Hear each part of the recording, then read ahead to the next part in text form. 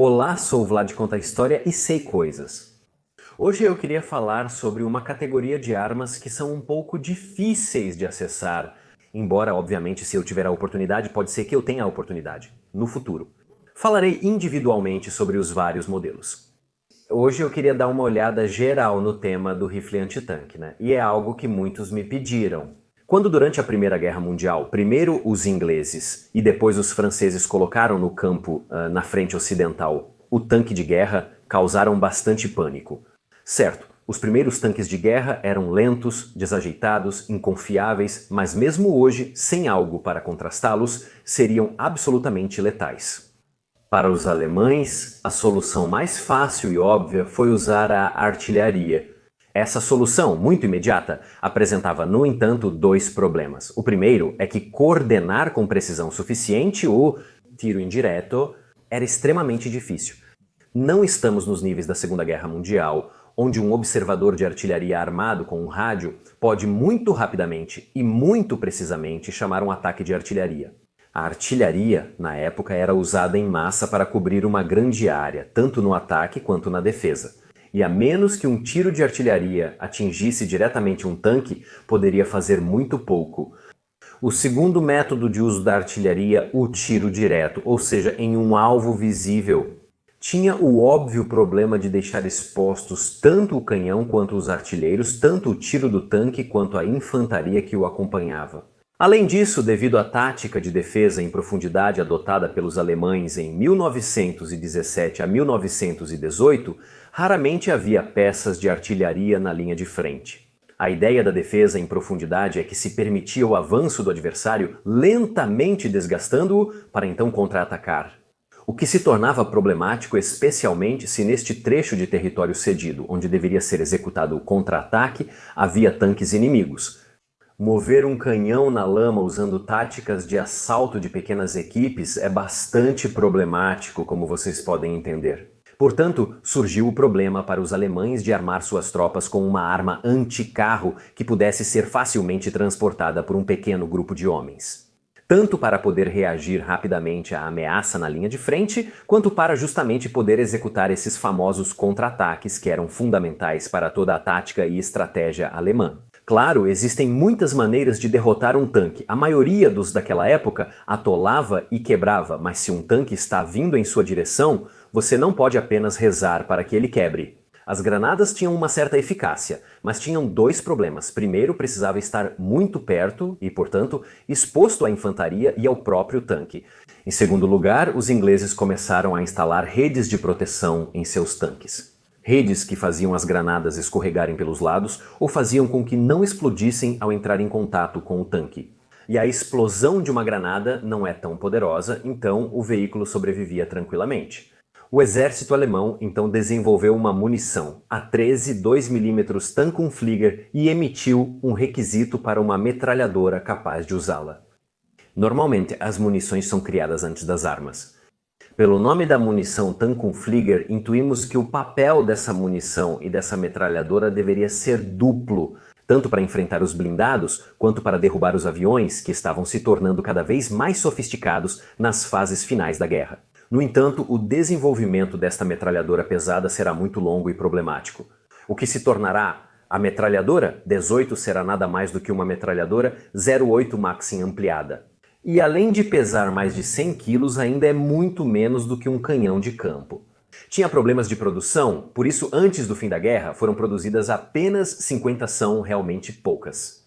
Antes, porém, de essa metralhadora ser colocada em produção, na verdade antes mesmo dos testes para escolher a metralhadora, buscou-se uma solução alternativa, um chamado stopgap. Precisamos de algo agora. A Mauser interveio que, equipada com materiais e recursos especificamente dados a eles apenas para desenvolver este projeto. E em um tempo recorde para uma arma de fogo, porque estamos falando de apenas 2 meses, que é muito pouco no mundo das armas de fogo, desenvolveu o Tankegewehr, que apesar de não ser uma metralhadora, será algo o quê? Era um rifle de ação Mauser, ampliado para tiro único, com seus 18 quilos era relativamente fácil de transportar. Certo, uma arma desse tipo não muda o resultado da guerra. Mas pelo menos a infantaria alemã tinha uma ferramenta que lhe permitia derrotar tanques e blindados aliados até a 300 a 500 metros, independentemente do modelo do tanque.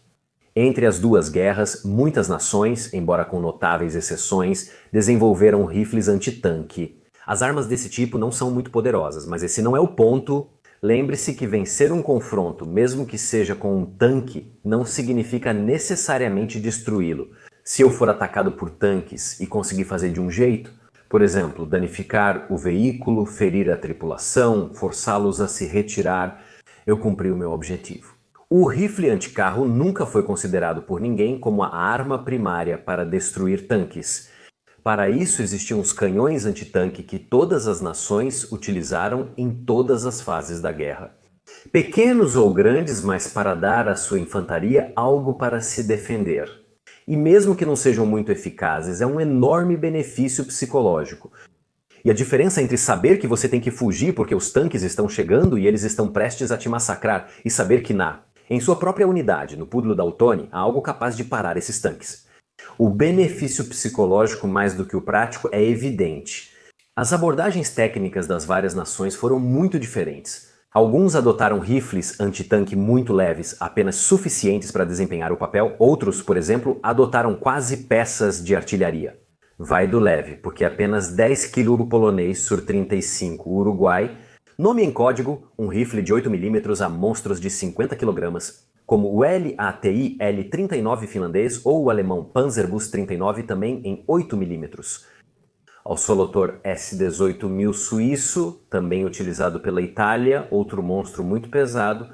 Todas essas armas, no entanto, tinham o objetivo de armar as unidades de infantaria, geralmente a nível de pelotão ou companhia, com algo para combater os tanques. A guerra revelará as limitações dos rifles antitanque. Ressalto que eles são melhores do que nada, especialmente no aspecto psicológico. No entanto, frequentemente eles se mostrarão ineficazes, principalmente contra grupos coordenados de adversários. Eles tinham um volume de fogo muito baixo e um alcance relativamente baixo. A arma principal, obviamente, para combater esses meios, sempre foi o canhão antitanque, com muito mais potência e alcance. À medida que a guerra avançava, eles se tornavam cada vez menos eficazes, também devido ao aumento da blindagem dos veículos à medida que a guerra progredia. Há aqui um belo vídeo de 1949, que é uma mistura de um vídeo de instruções e um desenho animado que explica às recrutas inglesas o uso do fuzil antitanque. Já em 1942 os limites eram claros. E no vídeo é claramente dito que pode ser usado a 300 jardas, mas idealmente deve-se atirar a 100 jardas, 91 metros. Com a chegada das armas de carga, os lançadores de granadas, os bazucas, são muito mais eficazes no combate contra veículos blindados, principalmente porque possuem muito mais penetração. O rifle antitanque caiu um pouco em desuso, embora não tenha desaparecido completamente. Aqueles que provavelmente fizeram mais uso e também o uso mais eficaz, mais do que todos, foram os soviéticos. Os soviéticos, para os seus rifles antitanque, tinham uma excelente munição, provavelmente a melhor munição para rifles antitanque já criada, o 14-5X114 soviético, uma munição realmente impressionante. E tinham para essa munição duas boas armas. O fuzil antitanque Degtyaryov e o fuzil antitanque Simonov, aparentemente similares, são na verdade diferentes. O fuzil antitanque Degtyaryov é um rifle de tiro único, enquanto o fuzil antitanque Simonov é uma arma semi-automática. Além disso, se você viu meu vídeo sobre o Samozariadny Karabin System Simonova 45, ele é praticamente, mecanicamente falando, um fuzil antitanque Simonov em miniatura. Eles funcionam de maneira muito parecida. Os soldados soviéticos fizeram bom uso desses rifles contra os tanques alemães. E sobre isso, nosso querido que está de volta ao canal nos contará.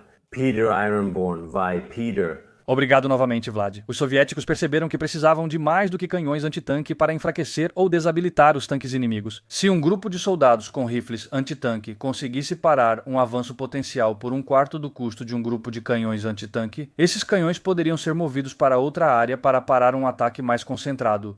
A doutrina russa de fuzileiros antitanque era semelhante entre as companhias. O objetivo era atacar os tanques de vários lados com diferentes rifles, trincheiras e bunkers escondidos, sobre os quais falarei posteriormente. Mobilidade é muito mais importante na guerra. Lembrando que não é sempre necessário destruir um tanque. Quando você explode uma ou ambas as esteiras, o veículo fica imóvel em território inimigo. Nesse momento, muitas vezes incentivada pelas metralhadoras aliadas, a tripulação abandonará o veículo. Os atiradores antitanque eram treinados para atirar em tanques em movimento, mirando nas esteiras, rodas, ópticas, armas e motores. O objetivo era parar o tanque de forma que ele não pudesse mais ser usado. Comumente, iniciavam os disparos a 500 metros, mirando em tanques distintos a cada vez para evitar atrair muita atenção para uma única posição. Além de 500 metros, era muito difícil para um tanque da época acertar um soldado. Não havia ópticas térmicas ou visões em terceira pessoa, como no War Thunder e World of Tanks. Além disso, as ópticas não eram das mais claras. Lembre-se que o tanque estava se movendo. Encontrar os atiradores antitanque era ainda mais difícil devido à forma como se escondiam. Eles usavam bunkers e esconderijos feitos de troncos, terra, grama e arbustos. Eles estavam conectados por túneis e trincheiras, permitindo que a infantaria se escondesse durante ataques de artilharia.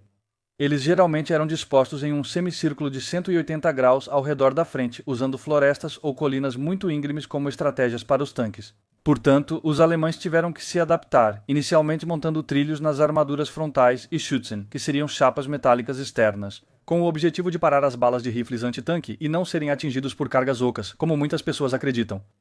Obrigado, Peter, pela contribuição. As armas de carga oca substituirão em grande parte os rifles antitanque, que, no entanto, não desaparecerão por completo, como já mencionado. Porque para muitas coisas, como os soviéticos demonstraram, eles poderiam ser eficazes. Também porque nem todos os veículos blindados no campo de batalha são tanques. Um rifle antitanque pode danificar transportes de tropas blindados e não blindados, além de caminhões, carros e veículos autopropulsados. Não é preciso um canhão ou uma arma de carregamento pela culatra para danificar esse tipo de veículo. O rifle antitanque, na verdade, ele é mais do que suficiente. Há até casos de uso desses rifles antitanque soviéticos hoje na guerra em Donbass. Como essa munição é mais do que suficiente para penetrar nos modernos postos soviéticos. Transporte de tropas do exército ucraniano. Além disso, em outros aspectos, o rifle antitanque evoluiu para o rifle antimaterial. O rifle antimaterial, provavelmente devido a videogames e filmes, é mais associado a um rifle de precisão do que qualquer outra arma. Mas na verdade é mais uma evolução de uma arma antitanque do que ser um grande rifle de precisão. E até mesmo o nome da categoria, ou seja, rifle antimaterial, revela seu papel. Claro, pode ser usado como uma arma de atirador de elite, mas tem a capacidade de derrotar alvos levemente blindados ou não blindados. Destruir, por exemplo, alvos protegidos ou escondidos por um muro baixo ou uma barricada. Danificar veículos e equipamentos de transporte. Em suma, o rifle antitanque está realmente vivo e bem, apenas mudou um pouco de como era nos campos de Flandres há 100 anos. Obrigado a todos por assistirem a este vídeo, espero que tenham se interessado por esta visão geral do rifle antitanque. Obviamente, se eu conseguir contarei a história em específico, mas pelo menos temos uma noção básica para começar. Tchau a todos e nos vemos na próxima.